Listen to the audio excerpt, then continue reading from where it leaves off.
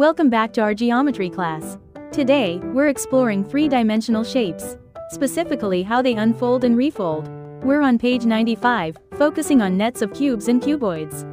A net is a two-dimensional pattern that, when folded, forms a three-dimensional shape. It's like flattening a 3D object, showing all its faces connected at their edges. This concept is vital for understanding surface area and visualizing how 3D object parts relate.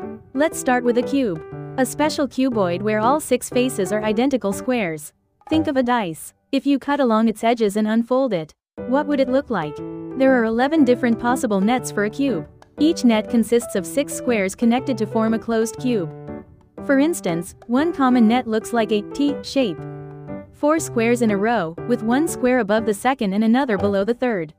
When folded, these form the cube's faces. Another net resembles a cross shape, with a central square and 4 squares attached to its sides, plus one more square attached to one of those 4. It's crucial that not just any arrangement of 6 squares will form a cube net. They must connect specifically, so all edges meet correctly without overlapping or gaps. We can test this by drawing arrangements and imagining, or physically folding them. Now, onto cuboids. A cuboid is a three-dimensional shape with 6 rectangular faces. Unlike a cuboid can have faces of different sizes, though opposite faces are always identical, like a brick or shoebox. A cuboid's net also has 6 faces, but these are rectangles. The principle remains when folded. These rectangular faces must enclose a volume without gaps or overlaps. When drawing a net for a cuboid, you typically have 3 pairs of identical rectangles top-bottom, front-back, and left-right sides. For example, if a cuboid is 5 units long, 3 units wide, and 2 units high, its net would feature 2 5x3 rectangles, 2 5x2 rectangles, and 2 3x2 rectangles. A common method is to draw a central rectangle for the base. Then attach the 4 side faces to its edges, and finally the top face to one of the side faces.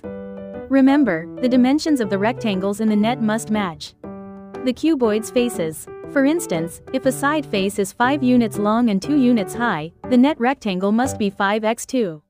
When folding, meeting edges must have the same length. This is a critical check for a correct net. Visualizing and drawing nets is a fundamental geometry skill. It helps us understand surface area, the total area of all faces of a 3D object.